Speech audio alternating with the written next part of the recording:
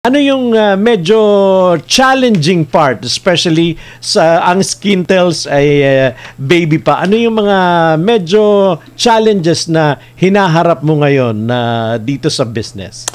Alam mo, ang ganda ng tanong mo, sir, kasi totoo yan na bago kami, napakaraming skincare products na nasa market ngayon, nasa labas. Iba-ibang brand, iba-ibang resulta na kaya nilang ibigay sa mga kababayan natin.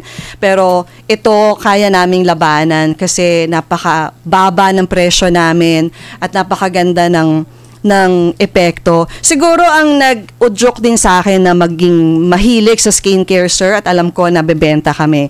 Ang nanay ko ay namayapa na, pero lagi niyang sinasabi sa akin, no, lalo nung ako'y dalaga pa, Jellica, pag ikay lalabas ng bahay, siguraduhin mong mag-ayos ka na parang ikay mayroon kang makakasalubong nakakilala. Meron man o wala, pero kailangan ikay presentable, laagi.